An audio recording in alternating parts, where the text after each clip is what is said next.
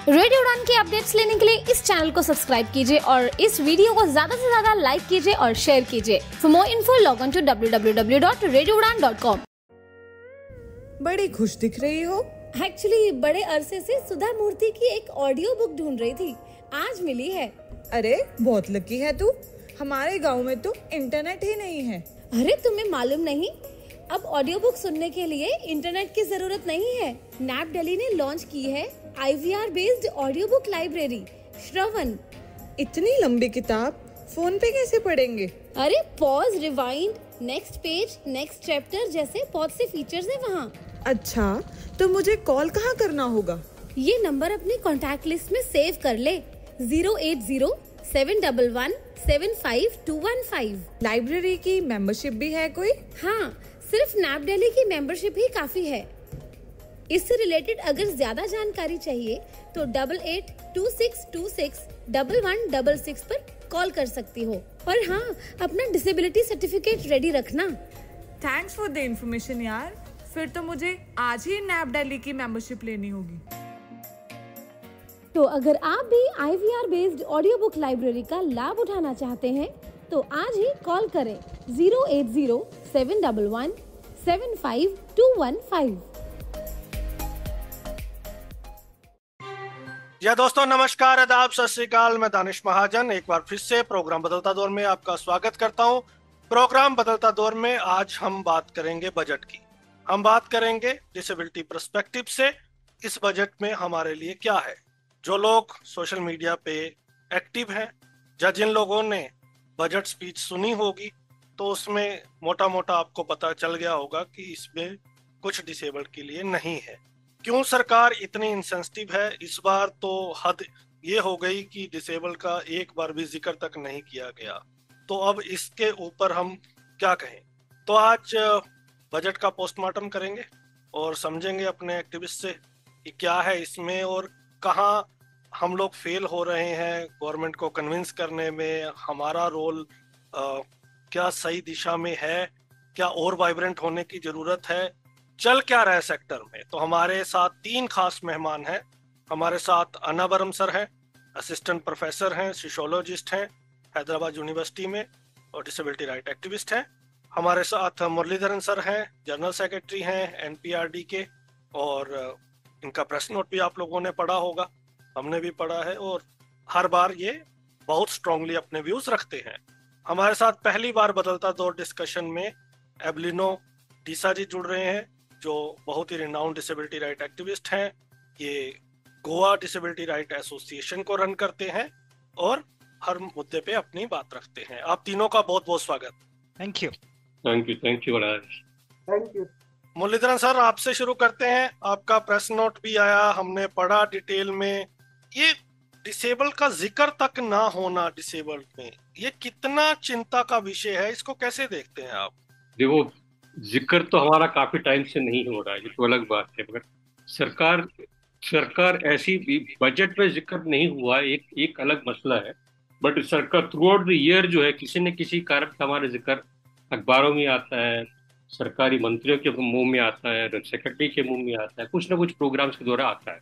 So it's not correct to say that हमारी जिक्र होती नहीं है। अभी आप देखिए ना, आप हैदराबाद से जहाँ से अनावर सर आते हैं, वहाँ के एक IAS ऑफिसर ने स्मिता सबरवाल ने कुछ रिमार्क किया, जिसके कारण जो डिसेबिलिटी का मुद्दा जो है काफी चर्चित है। फॉर्मर CEO नीति आयोग के फॉर्मर CEO अमिताभ कांत ने भी कुछ रिमार्क्स किए, जिसके कारण तो ये विषय जो है चर्चा में तो आता ही है, ऐसा नहीं कि चर्चा में नहीं आता है। नहीं, बजट स्पीच में बोल रहा हूँ मैं। बट बजट मैं just coming to that, but budget speech में इस बार नहीं, इससे पहले बार भी एक आध बार आया है। इसके सिवाय ये डिसेबिलिटी के इश्यू को आमतौर पर आती है। That only shows, actually displace कि इस इश्यू को कितना प्रायोरिटी हमारी सरकारें दे रही है। ये केवल इस सरकार तक, मोदी की तीसरी बार की सरकार तक सीमित नहीं है, इससे पहले की भी सरकारें भी जो है इसके ऊपर काफी ध्यान नहीं दिया है। कांग्रेस के सरकार के समय में भी कुछ इसी तरह का था, पर आखिर में एक आध बार जो है, आप जैसे डिपार्टमेंट जब बन गया था, प्रेसिडेंट के एड्रेस में इस इश्यू को था। कोविंद साहब जब प्रेसिडेंट थे पिछले एक दो बजट पहले, जब कोविंद प्रेसिडेंशियल एड्रेस में इसका जिक्र किया था, ऐसे आता था, मगर जनरली इस बात को लेकर आता नहीं। अभी इंक्लूजन की जब बात कर रही है सरकार, फाइनेंस मिनिस्टर ने इंक्लूसिव ग्रोथ की बात की इस बार, इसमें महिलाएं और बहुत सारे सेक्शंस की बात की थी। सो स्पीच, सारी स्पीच मैंने सुनी शुरू से अंत तक। उस आई वॉज एक्चुअली एक्सपेक्टिंग कि इंक्लूजन में कहीं डिसेबिलिटी का नाम, कहीं जिक्र कुछ आएगा, बट दुर्भाग्य है कि वो आया नहीं। इट ओनली डिस्प्लेस कि सरकार कितना इस मामले में जो है कितना सेंसिटिव है, कितना एक्चुअली वो डिलीवर करना चाहती है। आपको आप कहना चाहते हैं कि आप जानते हैं इस बात को कि भाई इस सरकार के रहते हुए एक्सेसिबल इंडिया कैंपेन शुरू हुआ था। ये नहीं कि सरकार के कुछ कुछ शोर नहीं मचाया था, but fact of the matter is शोर के अलावा कुछ नहीं होता है। एंड दिस इज एक्चुअली कितना सीरियस है इस मामले में, इस बात को दर्शाता ही। जी अनावरम सर, आपके ओपनिंग रिमार्क्स, फिर हम ओपनिंग रिमार्क्स के बाद खोलते हैं इस डिस्कशन को। देखिए दानिश जी, रेडियो उड़ान कई सालों से हर एक बजट प्रेजेंटेशन के बाद हम इसके बारे में बात करते आया, लेकिन पहली बार मुझे ऐसा लग रहा है कि इतनी डिसअपॉइंटिंग बजट डिसेबिलिटी सेक्टर के लिए ही नहीं, ताकि हर एक सोशल सेक्टर की इतनी डिसअपॉइंटिंग बजट मैं कभी नहीं देखा। मैं क्योंकि हर एक जो रेडियो प्रोग्राम हम करते हैं पोस्ट बजट, इसमें श्रोताओं को ये भी हम बताते हैं डिसेबिलिटी के अलावा और बजट की क्या हाइलाइट्स होते हैं, किस तरह बजट को देखना होता है। मैं इस सब कोनों से देख रहा हूँ। मुझे बहुत थोड़ा डिसअपॉइंटिंग ये भी इसीलिए भी है कि जब ये तीसरी बार सरकार आती है, ये सोशल एजेंडा पे प्रोग्राम आती है, कि इसी बात क्या है कि डिसेबिलिटी लोगों को तक, आप सही ने कहा कि जिक्र भी नहीं की कि पिछले साल की बजट में डिसेबिलिटी लोगों की कम से कम एक स्पेसिफिक मेंशन था, जो अंडर ओल्ड टैक्स रेजिम में जो लोग कवर नहीं हो रहा था, special children with special needs, specific learning disabilities, intellectual disability, वो लोग था, वो लोगों को ATU एप्लीकेबल नहीं हो रहा था, वो लोगों को इंक्लूड किए हैं। कम से कम वो बात था। लेकिन इस बार इतनी ड्राई बजट है, डिसेबिलिटी लोगों को कहीं डायरेक्ट या इनडायरेक्ट बात भी नहीं आया है। ताकि मुरलीधरन जी ने सही कहा, आप इंक्लूजन या सेकंड या थर्ड कंपोनेंट है ये बजट प्रेजेंट करते हुए माननीय वित्त मंत्री ने जो 9 चीजें कही हैं, इन 9 चीजों में एक चीज है inclusive development and social welfare. मुझे तो ये समझ में नहीं आता, बिना दिव्यांग लोगों को, तो दिव्यांग इतना मुझे पसंद की बात नहीं, फिर भी मैं यूज कर रहा हूं, बिना दिव्यांग लोगों को आप उसमें इंक्लूड करते हुए किस तरह इंक्लूजन की बात आप कर रहे हैं? इंक्लूजन, ताकि फाइनल में इंक्लूजन कैसे संभव होगा विदाउट डिसेबिलिटी, मुझे तो समझ में नहीं आता। मैं, यकीन मानिए, कम से कम 15-20 लोगों से बात की इस डिस्कशन के लिए। ज्यादातर लोगों ने यही कहा कि इसमें हम डिस्कशन करेंगे क्या, इसमें है क्या डिस्कशन करने को। दूसरी बात कि जो मुरलीधरन सर ने बहुत सही कहा कि ऐसा नहीं है कि डिपार्टमेंट कर नहीं रहा, डिपार्टमेंट भी काफी एक्टिव हो रखा है, लेकिन जब हम इंक्लूसिविटी की बात करते हैं तो हर मिनिस्ट्री का हर जो इवेंट होता है उसमें हमारी रिप्रेजेंटेशन और प्रेजेंटेशन दोनों होनी चाहिए। तो जो इस केस में बिल्कुल मिसिंग है। डिपार्टमेंट अपनी जगह पे जो कर रहा है ठीक है, लेकिन बजट है या कोई और इवेंट है बड़ा, उसमें आप एक बार भी जिक्र तक ना करें तो बड़ा ही डिसहार्टनिंग है। जी एवलिनो सर, आपके ओपनिंग रिमार्क्स। डिसेबल्ड पर्सन जो है is a part of the society, part of the community. तो बहुत बेनिफिट जो दिया सरकार ने बजट में, जैसा कि सैलरी स्टैंडर्ड डिडक्शन सैलरी में है, या टैक्स स्लैब उसने बदल दिया है और भी छूट दिया है टैक्स स्लैब में, उसमें भी डिसेबल लोगों का फायदा है। तो नहीं है कि डिसेबल लोगों का फायदा नहीं हुआ है इस बजट में।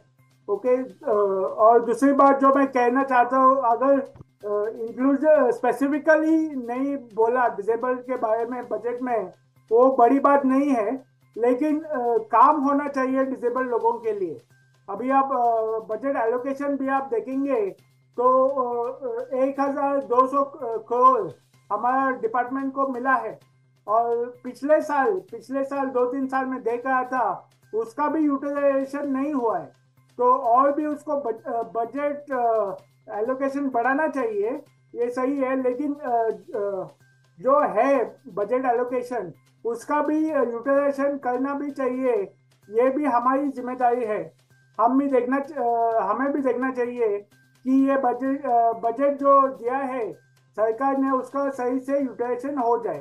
तो यही कहने का है कि कुछ जिक्र नहीं किया वो बहुत बड़ी बात नहीं है। जिक्र करना चाहिए था, नहीं किया वो ठीक है अभी, लेकिन काम होना चाहिए डिसेबल्ड लोगों के लिए। अभी पिछले साल भी आप देख रहे हैं बहुत काम नहीं हो रहा है डिसेबल्ड लोगों के लिए, जैसा कि हमारा एक्सेसिबल इंडिया कैंपेन या कोई भी आप कैंपेन देखो सरकार की, ठीक से नहीं हो रहा है एक्सेसिबल। वही तो हमारी क्या मुश्किल है या परेशानी है बोल सकते हैं जी। तो मुरली सर, 2 पॉइंट एबलिनो सर ने रखे हैं। उन्होंने कहा कि नाम नहीं लेना, जैसे आपने भी कहा, कोई बड़ी बात नहीं है। हालांकि मेरा थोड़ा सा पर्सपेक्टिव अपना पर्सनल अलग है, लेकिन इनकी बात को आगे बढ़ाते हुए उन्होंने कहा कि बजट जो एलोकेशन है वो 1200 करोड़ के आसपास डिपार्टमेंट को मिला है, तो हमारा पूरा सेक्टर इसको लगातार डिमांड कर रहा है कि इसको बढ़ाया जाए। लेकिन सर कह रहे हैं कि आपसे जितना मिलता है वो भी यूटिलाइज नहीं होता, तो फिर बेनिफिट क्या? कि अगर आप यूटिलाइज ही नहीं कर पा रहे हो, पहले वाला तो करो, तभी तो अगला मांगेंगे आप। नहीं, मैं एक सबसे पहले क्लैरिफिकेशन, मैंने ये नहीं कहा कि जिक्र नहीं किया वो ठीक है, मैं बिल्कुल नहीं कहा, दैट्स नॉट माय स्टैंड। जिक्र होना चाहिए, बिल्कुल होना चाहिए। What I said, inclusive development की जो बात की, उसमें महिलाओं की बात की, दूसरे लोगों की बात, हमारी बात नहीं। I had actually underlined this, whatever, that's a different thing. But because this money is not being utilized, है ना, ऐसा खर्चा नहीं हो रहा है, इसीलिए ज्यादा आवंटन नहीं करना चाहिए, ये तर्क कुछ मुझे समझ में नहीं आ रहा है। बिकॉज इसी आप पैसा आपकी जेब में आप नहीं खर्चा करो तो आप गुनहगार हो उसके लिए। It is not specific programmes के लिए। अब जैसे अब इन्होंने खुद ही कहा कि एक्सेसिबल इंडिया का जो कैंपेन है इसी सरकार के चलते हुए लॉन्च हुआ कैंपेन है। अब आप देखिए, उसके लिए पहली बार जो कैंपेन लॉन्च हुआ था उसके specific head in the budget, accessible India campaign नाम का एक स्पेसिफिक बजट का हेड होता था, वो अभी हेड नहीं है। वही अब उसको जो है अपने सिप्डा के नीचे लाए, scheme for implementation of person with disabilities के नीचे उसको लाए हैं। अभी इस बजट के वो प्रिलिमिनरी जो ये है उसमें वो डिपार्टमेंट ऑफ ग्रांट्स का जो नंबर 94 जिसमें आता है ये, उसमें वो हेड मेरे को दिखाई नहीं दे रहे हैं। सो दैट मीन्स एक्चुअली कि सरकार कितना किसमें खर्चा कर रही है, actually over a period of time इसमें खर्चा कम हो रहा है। आप गोवा में पिछली बार ये पर्पल फेस्ट हुआ था, गोवा में मैं गया था, वहां पे अब मैं जिस होटल में हमको ठहराया था, that hotel was not accessible. See, you are having a big international event in which you are calling people from various parts of the world, from various parts of the country also. ऐसे एक event सरकार host कर रही है in cooperation with the government of Goa है, और department वगैरह बहुत सारे लोग आ रहे हैं। उस इवेंट को आप एक एक्सेसिबल वेन्यू तो एक्सेसिबल है, but where people are staying it's not accessible. That means you are not given adequate attention. वो सेंसिटाइजेशन नहीं है, वो नहीं है, और ठीक तरह से आप बजट में स्पेंडिंग नहीं कर पा रहे हैं। आप देखिए नेशनल इंस्टीट्यूट्स की बात करें, अभी इसमें नेशनल इंस्टीट्यूट्स के लिए जितना पहले देयर आर 9 नेशनल इंस्टीट्यूट जिसको मर्जर की बात करी थी, बिकॉज एक्सपेंडिचर डिपार्टमेंट ने कहा इसके ऊपर पैसा कम खर्चा करो। सो सरकार का टारगेट ये है कि इन तमाम सेक्टर्स में जो है पैसा खर्चा कम करके पैसा बचाना चाहती है। सो आप एक तरह से कह रही है कि भाई एक तरह से आप कह रही है बजट बढ़ाओ, दूसरी तरफ सरकार के जितना एलोकेशन है उतना वो बढ़ा नहीं रही है। इन रियल टर्म्स एक्चुअली आप करेंगे तो in real terms actually this amount is not just stagnant. Inflation को काउंट नहीं किया इसमें। If you take into consideration inflation also, actually the budget allocation actually come down. आप कह रहे जैसे 2019-20, अब पिछले 5 साल की बात करें, 2019-20 में जो है इट वाज एक्चुअली 0.042%, 0.042% का एलोकेशन, यानी कि टोटल बजट का 0.042% जो है डिसेबिलिटी इसके लिए डिपार्टमेंट के लिए जाता था। वो कम होते होते जो है अभी 0.025% है। अभी that's the manner in which it is going. ठीक है ना। तो allocation why there not, under utilisation क्यों हो रहा है, क्यों पैसा वापस जा रहा है, दैट सरकार को जिम्मेदारी देनी चाहिए। सरकार is actually responsible for that.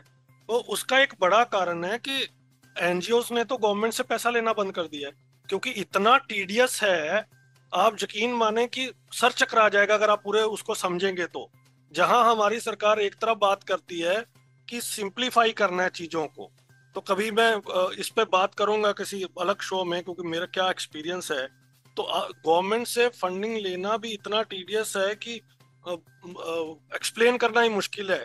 तो उसके ऊपर कभी फिर बात करेंगे। अनावरम सर, 0.2% जो जीडीपी बजट का, टोटल बजट का अमाउंट, एक्सेसिबल इंडिया कैंपेन पहले बात होती थी, आजकल तो बात भी कम हो गई है और फंड भी डे बाय डे कम हो रहा है। सिपडा का भी कम हो रहा है, नेशनल इंस्टीट्यूट्स का भी मुरली सर ने बताया, और इन्फ्लेशन के हिसाब से बजट कम हो रहा है डे बाय डे।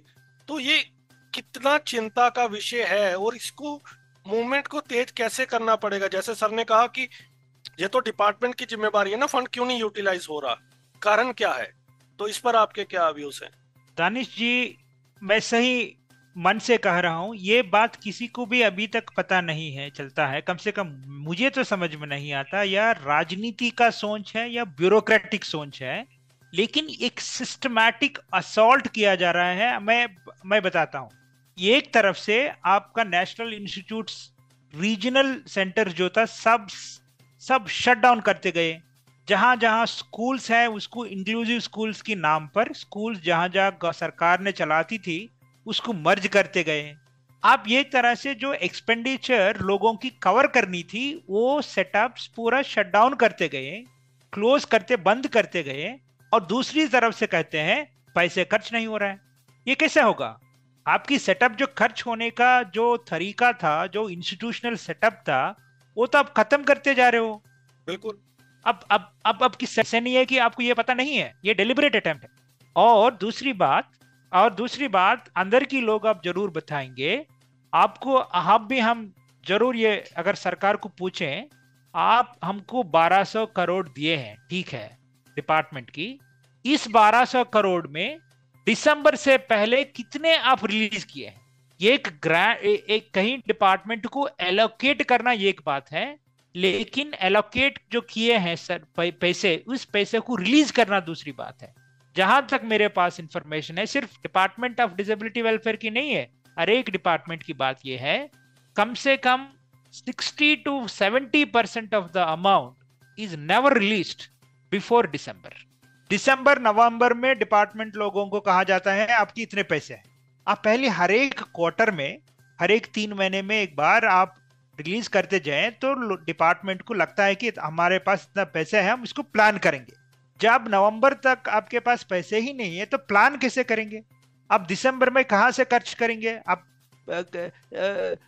मैक्सिमम आपके पास 2 महीने हैं, कैसे खर्च करते जाएंगे? लेकिन इस बात को किसी ना किसी, कोई ना कोई बताना होगा सरकार को, भाई एलोकेट करना दूसरी बात है, रिलीज कब किए।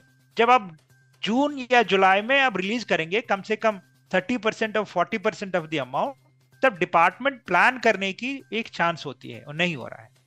सो ये डेलिबरेट, मुझे नहीं लगता ये कहीं मिस्टेक या गलती से हो रही है या इग्नोरेंस से हो रहे हैं दानिश जी। ये सब एक डेलिबरेट अटेम्प्ट है। 1, 2, 3 साल या 4 साल आपको 1200 एक एलोकेट करेंगे, उसमें से 600 करोड़ की खर्चा होगा। 5वां साल आप बताएंगे भाई आपको 1200 करोड़ की जरूरत नहीं, 100 करोड़। तो ये एक डेलिबरेट अटेम्प्ट होती है, क्योंकि हम ये सिर्फ भारत की नहीं है, हर एक जो प्लानिंग की जा रहे हैं अक्रॉस द ग्लोब, एक तरीका है, क्योंकि पब्लिक सेक्टर की खर्चा कम करना है। ये अंडरलाइंग एसेंस हम जानना चाहिए। सिर्फ डिसेबिलिटी वेलफेयर या जो भी वेलफेयर होगा, एक क्योंकि ये अपना ये लिबरलाइजेशन की एक प्लान है। हम ये नहीं कह रहे हैं कि ये प्लान गलत है, लेकिन जो डिसेबिलिटी सेक्टर ऐसी सेक्टर है जिसकी सपोर्ट आपकी जरूरत चाहिए। एनजीओ के बारे में तो आप कहीं तो ऑलरेडी मेंशन की चुके हैं, तो उस पर तो हम नहीं जाएंगे। आज किसी एनजीओ के साथ बात करके देखिएगा, लोग डर रहे हैं। इससे पहले सिपडे जैसे स्कीम के लिए हजारों एप्लीकेशन पेंडिंग में होते थे, सरकार को कैसा भी पता भी नहीं चलता था कि उसको सेलेक्ट कैसे करूं। आज स्थिति यह है, सरकार के पास एप्लीकेशन है ही नहीं, लोग डरते हैं कि पैसे लेने की। तो उसका मतलब यह भी है कहीं ना कहीं डिसेबिलिटी डेवलपमेंट की रुकावट है इतनी सालों से, उसका लॉस, इसकी नुकसान कौन कवर करने वाला है। तो इसीलिए गवर्नमेंट सिर्फ पैसे दिखा के ये नहीं कहना चाहिए कि ये पैसे दे रहे हैं, खर्च नहीं हो रहा है, ये गलत बात है। I just want to add एक दो चीज में ऐड करना अलाउ। You have finished? जी जी।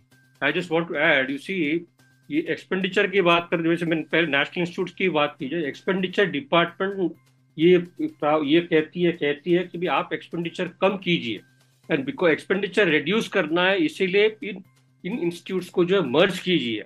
There was a proposal actually they brought during the Covid period, है ना। अभी because of opposition and resistance उसको वापस ले लिया, that's a different issue. But the main thrust जो एक्सपेंडिचर कम करना, ये एक स्ट्रेस है। और इस बजट में भी जो है, अब डिसेबिलिटी डिपार्टमेंट छोड़िए, ओवरऑल बजट में भी आप देखेंगे एक्चुअली व्हाट रेवेन्यू जो है सरकार के रेवेन्यू तकरीबन 15%, 14.5 टू बी एग्जैक्ट, 14.5% जो इसका रेवेन्यू बढ़ा है। बट एक्सपेंडिचर कितना बढ़ा है आप देखेंगे तो expenditure as actually increase by 5.94% only. Budget के आंकड़े उनके बजट के ही आंकड़े हैं ये। revenue has increased by 14.5%, whereas the expenditure has grown by 5.94%. बाकी के पैसे कहाँ गए? बजट का डेफिसिट जो है उसको कम करने के लिए, बजट डेफिसिट कम करने ओवरऑल, जैसे वनावरम सर कह रहे थे कि लिबरलाइजेशन जो एजेंडा है उसके बाद में ये सब चीजें आती है। So the thrust is on actually reducing your fiscal deficit, the thrust is on actually reducing your expenditure whether and increasing your revenue. So उस ओवरऑल थ्रस्ट में हमको इन तमाम चीजों को देखना पड़ेगा। जी एबलिनो सर, मैं चाहूंगा दानिश अब जाने से पहले डिसाउजा जी की बात ये मैं कहना चाहता हूँ, जो जिक्र की बात इसीलिए हम कह रहे हैं, बजट सिर्फ ये रेवेन्यू एक्सपेंडिचर शीट की है ही नहीं, सिर्फ उससे थोड़ा ज्यादा है। जब बजट इसीलिए हम इतना देखते हैं, बजट सरकार की एक फाइनेंशियल माइंडसेट बताते हैं। इसीलिए लोग ये बात देखते हैं कि हमारा जिक्र है या नहीं, इसीलिए है हम सरकार हमारे लिए जब फाइनेंशियल बात आती है जो क्या सोचती है। इसीलिए जो सिर्फ हम ही नहीं, डिसेबल्ड लोग ही नहीं, वुमन है और चिल्ड्रन है, सीनियर सिटीजन्स हैं, ये कम से कम ये देखते हैं कि हमारा जिक्र उसमें हो रहा है नहीं हो रहा है, क्योंकि सरकार की माइंडसेट क्या है इसमें। जब सरकार किसी को जिक्र नहीं करती क्या, उसका मतलब ये है हम उनको, सरकार को याद भी नहीं है इस फैसला में। जी एबलिनो सर, आपसे ये समझना चाहता हूँ कि आपने पहले ये जिक्र किया कि इसमें डिसेबल्ड को टैक्स में बेनिफिट हुआ है, तो हमारे लिसनर्स को थोड़ा सा एजुकेट करो, और जो भी पॉजिटिविटी है जो आपके हिसाब से आपको लगा कि बहुत अच्छी चीजें हुई हैं डिसेबल्ड के लिए, तो वो भी थोड़ा हमें बताएं। क्योंकि जितना मैंने पढ़ा है कि न्यू टैक्स रेजिम में चेंजेस हुए, पुरानी में तो कोई चेंजेस हुआ नहीं, और न्यू में तो हमें जो ओल्ड में एटीयू की सुविधा थी वो भी नहीं है, उससे भी वंचित रखा गया है। तो थोड़ा सा एनलाइटन करें, और आपके हिसाब से किन महत्वपूर्ण बिंदुओं पर ये बजट है जो डिसेबल्ड को एम्पावर करने में मदद करेगा, वो शेयर करें हमारे लिस्टर्स के साथ। सैलरी का स्टैंडर्ड डिडक्शन जो है वो 50,000 से 75,000 हो गया सभी के लिए, इंक्लूडिंग पर्सन विद डिसेबिलिटीज। और वो न्यू रेजिम में वो टैक्स स्लैब जो है वो चेंज हो गया है इस साल से, और जो सैलरी क्लास जो है ना उसको बहुत बेनिफिट हो रहा है। तो जो डिसेबल्ड है उसको कोई भी इनकम हो, जो सैलरी हो या बैंक इंटरेस्ट हो या कौन सा भी इनकम हो, न्यू रेजिम के हिसाब से उसको बहुत फायदा हो जाएगा। सभी के लिए उसने किया है, सरकार ने वो बेनिफिट सभी को दिया है, इंक्लूडिंग पर्सन विद डिसेबिलिटी। जी ठीक है। और दूसरी बात मैं जो कहना चाहता था, ये स्कीम्स जो है ना, वो जो अमाउंट दे रहा है वो पेंशन के लिए या स्टाइपेंड के लिए, स्कॉलरशिप के लिए, बहुत साल हो गए उसने वो अपग्रेड नहीं किया। वही अमाउंट, वही पुराने अमाउंट है 5-10 साल पहले का। तो वो अमाउंट जो है स्टाइपेंड का या पेंशन का, वो भी सरकार को बढ़ाना चाहिए।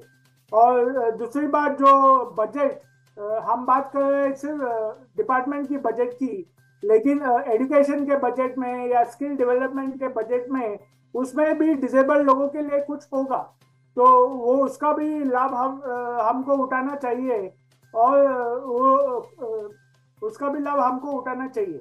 बिल्कुल। कुछ और है जो आपको लगा कि जो बहुत ही इम्पोर्टेंट है इस बजट में फ्रॉम द डिसेबिलिटी पर्सपेक्टिव, कि ये अच्छा हुआ है, इस पे अब हम लोगों को नजर बना के रखनी चाहिए? हमको सिर्फ देखने का है कि ये 1200 करोड़ जो डीईपीडी को मिला है और दूसरे सेक्टर्स को भी मिला है, उसका ज्यादा का ज्यादा फायदा हमको लेना चाहिए, ताकि अगले साल हम दिखा सकते हैं कि हमारा 100% यूटिलाइजेशन हुआ है। ये हम थोड़ा नाराज है कि डिसेबिलिटी का मेंशन नहीं हुआ है, लेकिन अगर हम दिखाए कि यूटिलाइजेशन है और वो बजट बढ़ाना चाहिए, या अगले साल मेरे को लगता है कि जरूर हमारा नाम आ जाएगा बजट में कि डिसेबल लोगों के लिए इतना इतना करना चाहिए। वो भी मैं कहूँगा कि हमारा डिसेबिलिटी सेक्टर का है या डिसेबिलिटी राइट्स एक्टिविस्ट का है, ये हमारी जिम्मेदारी है कि देखने का कि यूटिलाइजेशन हो जाए। अनवरम सर ने बोला था कि लास्ट मिनट बजट का पैसा छूट देता है, वो भी हमको देखने का है कि वो थोड़ा जल्दी से डिस्बर्समेंट हो जाए वो ग्रांट्स का। अब लीनो सर बिल्कुल अग्री करता हूँ, लेकिन दो चीजें हैं। एक तो मैं बार बार पूछ रहा हूँ कि हमें ढूंढने पे भी कुछ मिल नहीं रहा कि हम पॉजिटिव बोले। जो आपने एटीजी का वो न्यू टैक्स रेजिम की बात की, वो तो सबके लिए हुआ है। उसमें जो हमारी डिमांड थी कि जो एटीयू में हमें ओल्ड रेजिम में रिबेट मिलती है उसको कंटिन्यू करना चाहिए न्यू में, वो नहीं है। तो कुल मिला के वो तो सबके लिए हुआ है, वो आई एग्री विद यू कि वो सबके साथ है। लेकिन क्योंकि ओल्ड में तो अगर हम सेविंग करते हैं तो लगभग 8.25 लाख तक हमें छूट है, और इसमें तो स्टैंडर्ड डिडक्शन डाल के भी 7,75,000 तक ही है। तो हम न्यू में क्यों जाएंगे जब हमें पुरानी में है? नहीं, वो टैक्सेशन रेट अलग है। अगर आप देखेंगे टैक्सेशन रेट अलग है ओल्ड और न्यू का, तो वैसा फायदा है न्यू में क्योंकि उसका डिडक्शन नहीं है, लेकिन टैक्स स्लैब फायदा है नया रेजिम में। चलो उस पे हम एक अलग से शो करेंगे। कैलकुलेटर देख सकते हैं इनकम टैक्स वेबसाइट पे, एक कैलकुलेटर है ओल्ड रेजिम और न्यू रेजिम में। जी जी, वो सैलरी टू सैलरी डिपेंड करता है ना, किसकी कितनी है। हाँ, मैं दानिश में कह रहा था ये जो है I actually for one I actually accept what Avelino is saying कि जो दूसरों को लागू होता है हमें भी लागू होता है, बट दूसरों की सब्सिडी जो कटती है वो हमारी भी सब्सिडी कटती है, ये भी आप जान रखिए। फर्टिलाइजर में सब्सिडी कटती है तो हमें उसमें दिक्कत आती है। मतलब फर्टिलाइजर की सब्सिडी जो है 24,000 करोड़ रुपए जो फर्टिलाइजर की सब्सिडी कटी है, तो that is going to affect the किसान में डिसेबल्ड लोग भी है, उनको भी याद करेगा। हमारे अन्नदाता जो है उसको असर करेगा, चीजों के दाम बढ़ेंगे, ये तमाम चीजें हम पर असर करती है। We need to look at food subsidy जो है, फूड द बेसिक रिक्वायरमेंट जो है, फूड सब्सिडी जो है आप 7,000 करोड़ जो है आपने फूड सब्सिडी में से कट दिया। एजुकेशन के ऊपर जो एक्सपेंडिचर है या हेल्थ के ऊपर जो एक्सपेंडिचर है, रूरल डेवलपमेंट प्रोग्राम्स की जो एक्सपेंडिचर है वो तकरीबन उतना का उतना है, उसमें कोई फेरबदल नहीं किया।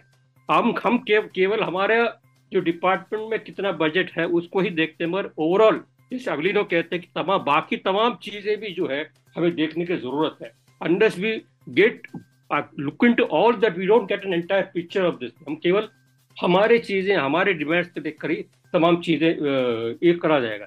अब मनरेगा में भी देखिए, मनरेगा में बहुत सारे विकलांग साथी जो है मनरेगा में एनरोल कार्ड, जॉब कार्ड मिला है, काम करते रूरल एरियाज में। मनरेगा में खास कोई परिवर्तन उन्होंने किया नहीं है। Not it actually it's very less allocation जो है वो, और अभी इस साल का जो एलोकेशन तो ऑलरेडी स्पेंड हो चुका है। इंटरिम बजट में जो आया है उसमें से बहुत सारा पैसा तो ऑलरेडी खर्चा हो चुका है, अब बाकी के महीनों के लिए पैसा कहाँ से आएगा, है ना। सो एलोकेशंस जो है, तो what is I totally agree with him कि भाई बाकी तमाम चीजों में जो है जो असर होता है बाकी लोगों के लिए होता है वो हमें भी असर करता है। But at the same time salaried class जिसकी आप बात कर रहे हैं कि भाई ये सैलरीड क्लास को जो है ये इसमें छूट मिला है, एग्री, बट सैलरीड क्लास कितना है, what is the percentage of that population, उसमें से डिसेबल पॉपुलेशन कितना है ना। The major chunk of the people who are earning something are not dependent on government. जी मैं ये भी कहना होगा, सॉरी, 99% जो कुछ कहना है एम्प्लॉइज है वो नहीं ऑप्ट कर रहे न्यू टैक्स रेजिम। जी हाँ, मैं यही बात कहने वाला हूँ। ऐसे भी ये नहीं है कि कोई एम्प्लॉई सेक्शंस ये कोई फायदा है, क्योंकि न्यू टैक्स रेजिम जो है जितना भी बदलाव लाए, लेकिन न्यू टैक्स रेजिम को इसीलिए हम नहीं करते हैं, उसका जो एक्चुअल जो कंसेशंस बेनिफिट्स था लोगों के लिए, और अगर मुझे कोई पूछते हैं तो मैं कहता हूँ ओल्ड रेजिम बहुत सिंप्लीफाइड था। इसमें इतना स्लैब्स लाए हैं, 3 लाख से 7 लाख तक एक है, 7 से फिर 10 लाख तक और एक स्लैब है, 10 से 12 तक एक, और 12 से 15 तक। इतनी स्लैब्स की जरूरत है नहीं था। ओल्ड रेजिम में बहुत साफ सीधा है, उसमें 2 या 3 स्लैब रहेंगे, और जो डिडक्शन था वो डिडक्शन है। अब तो ऑलरेडी बोल चुके हैं, अगर सरकार दिव्यांग लोगों के बारे में अगर सही सोचते हैं तो एटीयू क्यों नहीं कंटिन्यू किया। ऐसा बात भी नहीं है कि सरकार को कोई रिमाई ना किया। हम visually impaired higher education teachers की एसोसिएशन के तरफ से 2 हफ्ते से पहले मैं खुद ऑर्गेनाइजेशन की तरफ से एक लेटर रखा हूँ, 3 पेज की लेटर। सिर्फ मैं साफ सीधा 3 ही बात उनसे पूछा था। बात यह है, सेक्शन 10.14 के तरह हमको एक टैक्स अलावेंस है, जो ट्रैवलिंग अलावेंस होती है, उस पर डिडक्शन है। वो डिडक्शन आज सिर्फ 3,400 है। हम बोला भाई बहुत लोगों को ये टैक्स ट्रैवल अलावेंस जो है 15,000 तक जाता है, जितना भी हमारा ट्रैवल अलावेंस है उतने पर डिडक्शन दे दीजिए। एटीयू को नया टैक्स रेजिम में लाइए। सिर्फ मैं यही बात पूछा था। और एटीयू का जो 5,000 उसको कम से कम 3 लाख कीजिए। हम ये फाइनेंस सेक्रेटरी, फाइनेंस मिनिस्टर और personal assistant to the finance minister सब लोगों को हम मेल भेजे हैं। ऐसा नहीं है कि सरकार को पता नहीं, लेकिन उस बात पर कम से कम उसको रिप्लाई भी नहीं आया। और ये बात भी हम कहना चाहिए, 2015 से पहले हमारा एटीयू का डिडक्शन था 1,50,000। वो 50,000 से 1,25,000 किए गए हैं। ये 2015 में हुआ है। तो दिव्यांग लोगों की फाइनेंशियल स्ट्रेटेजी आती है सरकार के पास, या कोई फुल इंफॉर्मेशन नहीं है, या नहीं तो वो लोगों का एजेंडा है, सिर्फ वो एजेंडा इंप्लीमेंट करना चाहते हैं। और मैं अंत में ये भी बात कहूँ दहनी जी, क्योंकि हर एक प्रोग्राम में हम ये कहते हैं कि बजट का मसला क्या है, इस साल फोकस क्या है बजट का। अगर आप थोड़ा क्लोजली देखेंगे, इस बार ये बजट इन्वेस्टर लोगों की बजट है, जो इन्वेस्ट करते हैं। बजट सरकार ये सोचते हैं सब लोग सब टैक्स वगैरह छोड़ दे, सेविंग्स वगैरह छोड़ के सब लोग शेयर मार्केट में इन्वेस्ट करें, या ये स्टार्टअप्स जो है, जो एंजल इन्वेस्टर्स कहते हैं, सब लोग एंजल इन्वेस्टर्स बने और उस पे इन्वेस्ट किए। ये सरकार अन्नावरम सर नहीं, अन्नावरम सर, इन्वेस्टर तो रो रहे हैं। उधर भी शॉर्ट कैपिटल गेन बढ़ा दिया 15 से 20, और लॉन्ग टर्म जो कैपिटल गेन है वो भी बढ़ा दिया है। तो स्टार्टअप वाली बात आपकी सही है, लेकिन शेयर मार्केट में तो भूचाल आ रखा है। वहां तो शेयर मार्केट में टैक्स बहुत बढ़ा दिया इन्होंने। हाँ, लेकिन शॉर्ट गेन्स या लॉन्ग टर्म गेन्स का डेफिनेशन था दानिश जी, उसको बदल दिया था। इससे पहले अगर लॉन्ग टर्म गेन है आपका 5 से ज्यादा करेंगे तब आपकी लॉन्ग टर्म कैपिटल गेन का डेफिनेशन था। आज इस बजट के बाद अगर कोई 1 साल से ज्यादा अगर इन्वेस्ट करेंगे कैपिटल गेन्स, वो लॉन्ग टर्म गेन्स के अंदर आएगा, और लॉन्ग टर्म गेन्स में आपकी थोड़ा फायदा है जी। तो सरकार ये चाहते हैं सब लोग long term capital gains investment किए, और वो भी एंजल इन्वेस्टमेंट किया जाए। ये एक स्पेसिफिक डायरेक्शन देना चाहती है सरकार। उसी डायरेक्शन के अंदर किसी को कोई भी अगर इस रास्ते पे आए जो दिव्यांग भी हो सकता है, वो लोगों का हम कुछ केयर नहीं करेंगे। जी मुरली सर, मैं ये जानना चाह रहा था आपसे कि अगर बजट अच्छा नहीं आता है, जो कि नहीं आया है, ज्यादातर लोगों का ये मानना है, तो इसकी इम्प्लीकेशंस क्या है डिसेबल्ड कम्युनिटी के लिए, सेक्टर के लिए? इम्प्लीकेशंस क्या, बेसिकली देखिए आप, तो महंगाई तो बढ़ने वाली है, बिकॉज सॉर्ट ऑफ बजट ये आप एक्सपेंडिचर जब कम करिए, unless there is investment actually coming from the government, various sectors में अगर इन्वेस्टमेंट कर वो आएंगे नहीं, एक्सपेंडिचर नहीं आएगा, तो पैसा जो रोल होता है सरकार में, इकोनॉमी में, वो कम होगा, and that is not going to go to the people. अब कोविड के बाद सिचुएशन बहुत ही, we are actually not recovered from the Covid period. ये तो सरकार के आंकड़े भी बताते हैं, बाकी सेक्टर में पता चलता है। तो उस रिकवरी के लिए जरूरी है कि भाई सरकार जो ज्यादा से ज्यादा खर्चा करे, बट सरकार उल्टा कर रही है कि सब it is actually trying to save on expenditure while it is earning more money, है ना, डिफिसिट कम करने के चक्कर में पड़ी रहती है। This is actually going to have adverse impact on the people. एक तो ये है कि जो गरीब है वो और भी गरीब होते जाएंगे, and it is actually enriching, actually what Anwar actually said, it is actually targeting the rich and while impoverishing the poor actually. So that is actually going to impact disabled people also. आप जानते हैं ज्यादातर विकलांग साथी जो है इस देश में come from poor economic backgrounds, and disability actually accentuates poverty also. उसको डिसेबिलिटी की जो जरूरतें हैं उसको पूरा करने में इसमें और भी खर्चा उसको लग जाता है, और भी इकोनॉमिक बर्डन आ जाता है, इसकी वजह से और गरीब होता जाता है। And unless concrete measures, positive interventions are not made, इस तरह की चीजें नहीं, this will actually much worse उसकी हो जाएंगे। वी हैव एक्चुअली पहले ये बजट आने से पहले ही actually we are actually sent out a set of demands to the government actually. उसमें हमने कहा था कि एक तो क्रॉस, हम पहले से जो मांग करते हैं, सेक्टर सारा मांग करते हैं, main people have been demanding actually कि एक केवल फोकस केवल डिसेबिलिटी बजटिंग पे नहीं होना चाहिए, केवल हमारे डिपार्टमेंट के बजटिंग पे नहीं होना चाहिए, but it should be A cross disability thing है।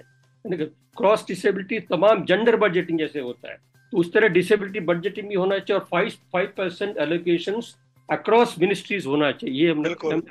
ये हम कहते हैं allocations to department should increase, ये कहते हैं। और मेंटल हेल्थ केयर एक्ट को इम्प्लीमेंट करने के लिए हेल्थ में जो है मेंटल हेल्थ के लिए ये ज्यादा ध्यान देना चाहिए, कहना चाहिए। एक्चुअली एक वेलकम चीज है इसमें कि not the budget as such, पर इकोनॉमिक सर्वे जो है, बजट से पहले अभी इकोनॉमिक सर्वे आता है। इकोनॉमिक सर्वे में इस बार जो है मेंटल हेल्थ इश्यू के ऊपर जो है फोकस किया गया, not as a specific separate thing, but कहा गया है। इट हैज बीन सेड कि भाई, they quoted from that NIMHANS का जो सर्वे है 2015-16 का जो उन्होंने सर्वे किया था कि भाई ट्रीटमेंट गैप कितना है, अराउंड 80 to 90% ट्रीटमेंट गैप है, उसको कम करने के लिए क्या क्या कदम उठाने चाहिए, इकोनॉमिक सर्वे में कहा गया है। They have said कि number of psychiatrist should be increase, number of psychologist should be increase. ये तब इसके लिए और बजट एक्सपेंडिचर बनाने की बात उसमें की है। They have drawn attention to that fact, and it's a welcome development, I would say. Economic survey में ऐसी बात नहीं है, but your budget is actually not addressing that issue at all. तो ऐसे अभी ये तमाम चीजें जो है which is actually going to impact disabled people more adversely than other people, because we are facing a much more adverse situation as compared to others. Right. तो हम अलग डिपार्टमेंट की जो आप लोग बात कर रहे हो तब करेंगे ना जब कुछ एलोकेट होगा, कि बाकी की स्कीम्स में भी जिक्र हो, चाहे वो इंटर्नशिप की बात हुई है जो कि भाई उसमें डिसेबल लोगों को भी इंटर्नशिप करवाई जाएगी, जाके हमने देखा है ना कि माइंडसेट क्या है सोसाइटी का डिसेबल्ड के प्रति। दानिश, ये जो इंटर्नशिप वाली बात जो है वो भी एक फ्रॉड है जी। इंटर्नशिप वाली बात ही एक फ्रॉड है कि 5,000 रुपए दे रहे हैं स्टाइपेंड के रूप में, and major part of share is actually going to the employer, and उसको भी कहा CSR फंड यूटिलाइज करो। CSR फंड जो है दूसरे कामों के इस्तेमाल होना चाहिए, वो यहाँ होना चाहिए, यहाँ देंगे। और एक आप स्किल डेवलपमेंट के नाम पर जो इंटर्नशिप होगा उसके बाद क्या है, is not being absorbed into the labour force. मुझे ये नहीं पता चलता है दानिश जी, अगर किसी कंपनी में अगर हम इंटर्नशिप कर रहे हैं, सरकार पैसे क्यों देना है, कंपनी से दिलवाना है।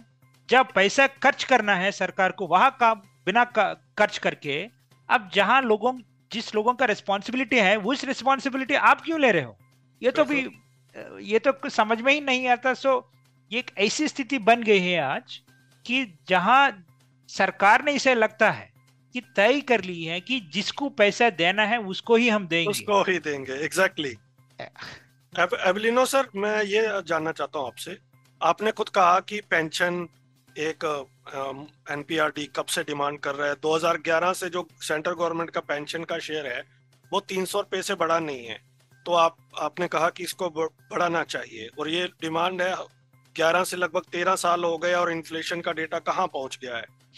तो एनजीओज अपना रोल कैसे अदा कर सकती हैं? ठीक है, गवर्नमेंट को लिखते हैं जो हमारे सेक्टर के लोग हैं, लेकिन जो रिसेंटली हमने 3-4 इंसिडेंट देखे, चाहे वो स्मिता सबरवाल का हो, चाहे वो हरभजन सिंह का हो, इन इश्यूज पे जैसे डिसेबिलिटी सेक्टर इकट्ठा आता है, उस तरह का जब ये जो बजट जैसे इवेंट है, ये जिसका एक बहुत इम्पोर्टेंट रोल अदा करना है इसने डिसेबिलिटी एम्पावरमेंट में, चाहे वो गवर्नमेंट की स्कीम्स हो, उसमें हमें वो वाली एक्टिवनेस नहीं दिखती है।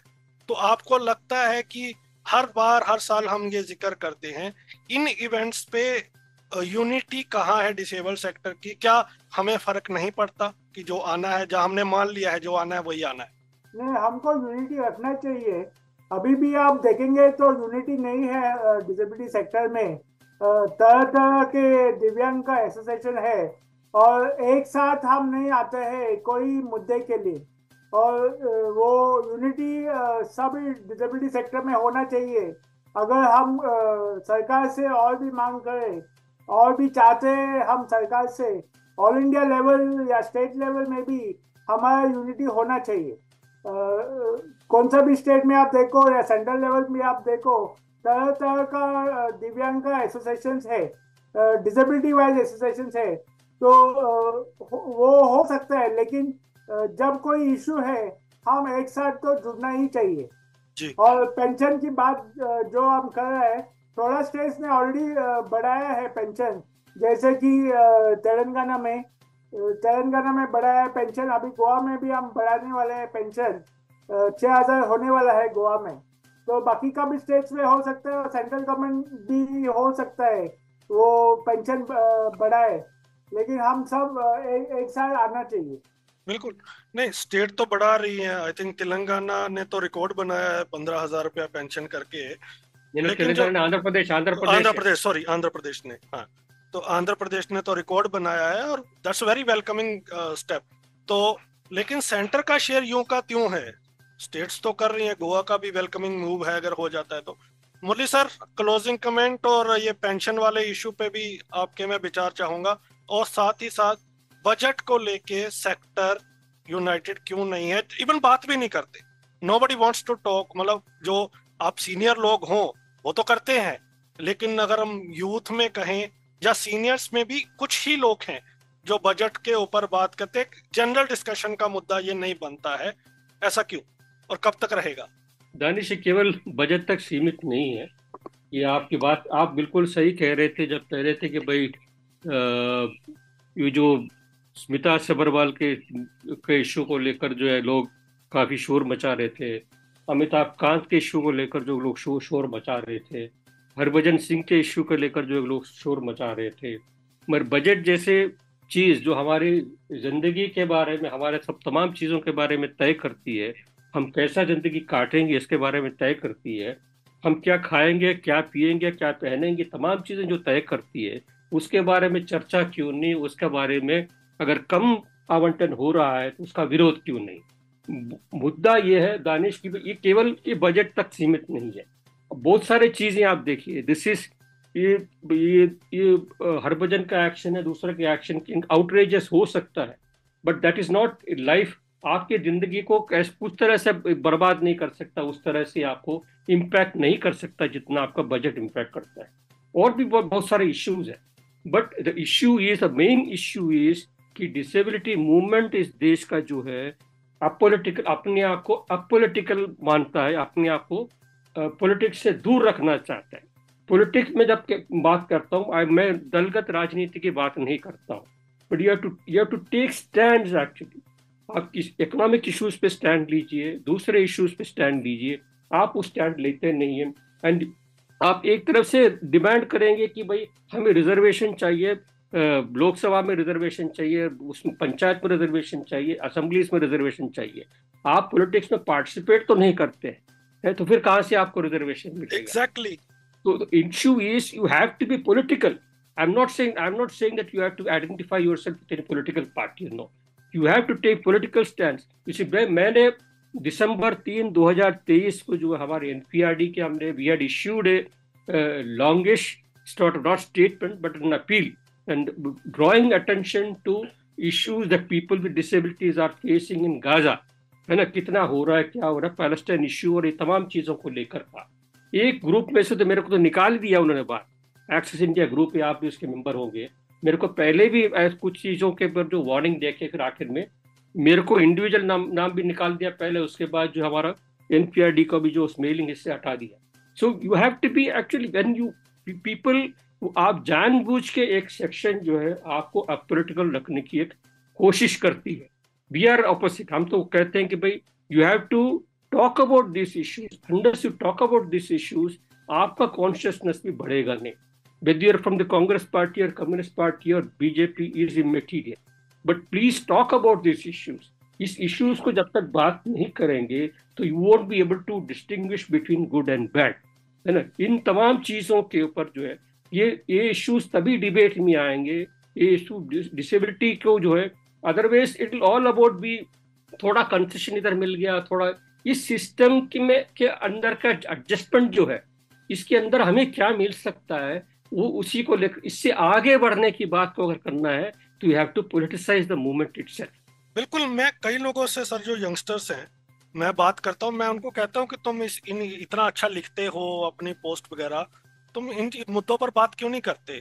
वो कहते हैं नहीं हमें इंडल्ज नहीं करना गवर्नमेंट के साथ। इसमें गवर्नमेंट के साथ क्या इंडल्ज करना, अपना पर्सपेक्टिव तो रखो, गवर्नमेंट भी तो हमारी है।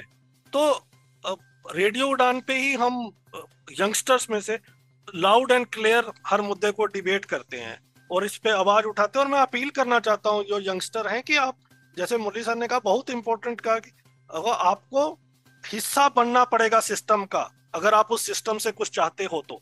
और दूसरा, लोग हमें मिस इंटरप्रेट ना करें, आप स्मिता का इशू बिल्कुल उठाना चाहिए और जोरों से उठाना चाहिए, हरभजन सिंह वाला भी उठाना चाहिए, लेकिन साथ के साथ इन इशू पर भी आपको बात रखनी पड़ेगी जो आपकी लाइफ को इम्पैक्ट करने वाले हैं लॉन्ग टर्म में। अनाबरम सर, आपके क्लोजिंग कमेंट और एनजीओ वाला भी आप ले लीजिए साथ में। देखिए, आज ऐसी स्थिति बनी है जो दशकों से सरकार के खिलाफ लीडर्स जो फाइट कर रहे थे, आज दिल्ली में बैठ के ऐसे लोग हैं वो साइलेंट हैं। ये एक तरह का जो लार्ज ग्रुप है वो अपॉलिटिकल है, मुरलीधरन साहब ने सही कहा। लेकिन दूसरी तरह ये एक ऐसा भी ग्रुप है, पता नहीं क्या है, लेकिन वो ग्रुप ऐसा डिसाइड कर लिए हैं कि भाई ये एक सरकार जो भी करना है जो करने दीजिए, हम कुछ नहीं कहेंगे। बड़े बड़े लीडर्स हैं, उनका नाम हम नहीं लेंगे, अगर कोई श्रोता है तो फॉलो करते हैं डिसेबिलिटी इश्यूज की, वो लोगों को तो इजीली ऑटोमेटिकली पता चल जाता है। ऐसा लीडर्स, इसको ये बात भी हम पूछना चाहिए ऐसा क्यों है। ये सब बड़े लीडर्स है, आज की 40 सालों से या 50 सालों से आप फाइट कर रहे हो, सडनली ये सरकार आया, ऐसा क्या बात है। उसका मतलब है कि एक तरह से एक अपॉलिटिकल कम्युनिटी है, आप उस तरह से आप इतना भी ज्यादा पॉलिटिकल बन गए, आप पॉलिटिक्स डिसेबिलिटी से ज्यादा इंपॉर्टेंट बन गई है। या कोई अलग कारण भी हो सकता है। तो ये दो तरीका का प्रॉब्लम है, ये अपॉलिटिकल बनना ये प्रॉब्लम है, ज्यादा पॉलिटिकल बनना भी और एक प्रॉब्लम। ऐसा कि अगर अन्याय होते भी ही वो लोग बात करने के लिए तैयार नहीं, अगर चाहें तो ये लीडर्स सरकार से बात करके कुछ इन्फ्लुएंस ला सकता है। प्रेसिडेंट को बुला के आप फंक्शंस करते हैं बड़े बड़े, आप क्या ये कम से कम ये जो अन्याय हो रहा है आप बात कर नहीं सकते सरकार से। तो ये भी प्रॉब्लम है दानिश जी, और ये बजट के जरूर असर है। एनजीओस की जब बात करते हैं तो जरूर है, एनजीओस का रोल बहुत कम होते जा रहा है, उसका असर बहुत अब आप पता नहीं चलता होगा, लेकिन लॉन्ग टर्म में आने वाले सालों में ये जरूर हम देखेंगे। आप एम्पावरमेंट के उसका असर पड़ेगा, एजुकेशन पे असर पड़ेगा, एम्प्लॉयमेंट पे असर पड़ेगा, ये सब। फॉर एग्जाम्पल आप देखेंगे आज डिसेबल्ड लोग, खास करके विजुअली इम्पेयर्ड लोग, जितना स्पेशल स्कूल्स में ज्वाइन होते थे इससे पहले, आज स्पेशल स्कूल्स पूरा एम्प्टी है, खाली है। ये सी बात क्या हो गए हैं, कहाँ गए हैं ये लोग। हमको सुनने में आता है, बहुत दुखी की बात, कि ये लोगों की पेरेंट्स हैं, वो संतुष्ट हैं कि वो लोगों को पेंशन मिल रहा है, कहीं ना कहीं स्कूल पे भेज देंगे। तो स्कूल तो हम ले रहे हैं इंक्लूसिव के नाम की तरफ से, ये लोग कहीं ना स्कूल पे जाते हैं, बैठते हैं, फिर वापस आते हैं, वो लोगों को आता नहीं है कुछ, फिर आखिर में कोई प्राइवेट टेंथ बनाते हैं, फिर कहीं बेचते हैं। आजकल डिसेबल्ड लोगों की स्किल इतनी फर्क पड़ रहा है, स्किल बहुत कम होते जा रहा है। सीखना चाहिए बेसिक स्किल्स, वो स्किल्स सीखते ही नहीं है, उसका असर आने वाले सालों में बहुत पड़ेगा। तो इसीलिए हम ये सोचते हैं कि सरकार ने एक टास्क फोर्स बना के एक जरूर देखना होगा कि दिव्यांग में क्या हो रहा है आजकल, क्या करना चाहिए। बहुत ये असर अगर अब कोई नहीं सोचते हैं, हम लोग भी सोचना चाहिए as a community. I think it is also our responsibility, सोचना चाहिए कि हमारे कम्युनिटी में हो कह रहे हैं। अगर सरकार के आप डरते हो, ठीक है डरिए, लेकिन कम से कम सरकार को ये तो बात तो कहना चाहिए कि क्या हो रहा है क्या नहीं हो रहा है। तो बजट बहुत इंपॉर्टेंट बात है। हम फिर भी हम कहना चाहेंगे सरकार का कहीं ना कहीं, दानिश जी मैं ये भी कहना चाहता हूँ, ये मुझे नहीं लगता है ये पूरा पॉलिटिकल लोगों की गलत है। कहीं ना कहीं इस सरकार को, मैं ये ओपनली मैं कहना चाहता हूँ, कहीं ना कहीं इस सरकार को जो एडवाइस करने वाला ब्यूरोक्रेसी है, कहीं ना कहीं कुछ बहुत गलत बात है, कहीं ना कहीं कुछ something wrong with the bureaucracy जो एडवाइस कर रहे हैं ये। क्योंकि मुझे नहीं लगता है सब चीज मोदी जी कर रहे हैं या अमित शाह जी कर रहे हैं। हमारे ब्यूरोक्रेट्स की रिप्रेजेंटेशन क्या है? हाँ ये तो है हमारा तो रिप्रेजेंटेशन है ही नहीं उसमें। तो जो रिप्रेजेंटेशन है वो तो हमारा बात करते ही नहीं है। तो somewhere down the line bureaucracy का कहीं ना कहीं गलत सोच है, डिसेबिलिटी लोगों के बारे में सोचना है, और एंड तभी आपको डाइवर्सिटी पॉसिबल होगी। सरकार का भी एक जरूर बैठ के सोचने की जरूरत है। जी एवलिनो सर, आपके क्लोजिंग कमेंट। अगर हम आवाज नहीं उठाएंगे तो कौन उठाएगा? इसलिए हम डिसेबल लोग जो है, हमको ही आवाज उठाना चाहिए। जो माँ बाप है डिसेबल लोगों का, उसको भी आवाज उठाना चाहिए, नहीं तो कोई और आवाज नहीं उठाएंगे हमारे लिए। जी थैंक यू सो मच इस डिस्कशन का हिस्सा बनने के लिए लिसनर्स। अब डिसाइड आपको करना है, बजट हम सबके लिए है, किसी पर्टिकुलर इंडिविजुअल के लिए नहीं है। ये हमने तय करना है दशा और दिशा कैसी हो हमारे सेक्टर की, हमारे आने वाली जनरेशन्स की, जो स्टूडेंट्स पढ़ रहे हैं। तो इन चीज़ों में आप इंटरेस्ट दिखाएं, जो आपको सही लगता है वो भी खुल के लिखें, जो पॉजिटिव आपको लगता है, जहां आपको लगता है सुधार की गुंजाइश है आपको वो भी हाईलाइट करना चाहिए। इन इश्यूज पर कैपेसिटी बिल्डिंग पे ज़्यादा फोकस सेक्टर का हो गया, वो भी इम्पोर्टेंट है, लेकिन जो हमारे ज़मीनी मुद्दे हैं वहाँ पे काम बिल्कुल बंद हो गया है, मूवमेंट खत्म हो रहे हैं, इन चीज़ों की बात बहुत कम हो रही है। तो आइए एक सेक्टर एज ए सेक्टर इकट्ठा हो और जिसको जो अच्छा जहाँ जिस पे कोई कमी लगती है खुल के आवाज उठाएं, तभी आने वाले टाइम में हमारे लिए कुछ होगा। अगले सप्ताह मुलाकात फिर से होगी किसी और डिस्कशन में, किसी और टॉपिक पर हो हमारे पैनलिस्ट के साथ। दीजिए इजाजत, सुनते रहिए रेडियो उड़ाना flight of life. Bye bye. मित्र ज्योति बेंगलोर पिछले 34 वर्षों से दृष्टिबाधितों एवं विकलांगजन की शिक्षा, ज्ञानार्जन एवं उन्हें पुनर्वास सुविधाएं प्रदान करने में सक्रिय रहा है। मित्र ज्योति यह मानता है कि प्रत्येक व्यक्ति को अपनी विकलांगता के बावजूद एक संतोषप्रद जीवन जीने का अधिकार है। हम अपने विभिन्न कार्यक्रमों के माध्यम से दृष्टिबाधितों को स्वतंत्र एवं आत्मनिर्भर बनाने का कार्य करते हैं। मित्र ज्योति संस्थान डिजिटल साक्षरता, रोजगार के अवसर तथा महिलाओं के लिए उच्च शिक्षा का समर्थन करते हुए ब्रेल, टेक्स्ट व ऑडियो में पुस्तकें प्रदान करता है, जैसे MP3, EPUB व EPAT। मित्र ज्योति से संपर्क करने के लिए हमें कॉल करें 08022587623 और 08022587625। ज्यादा जानकारी के लिए विजिट करें हमारी website mitrajyoti.org। Empower with Mitra Jyoti.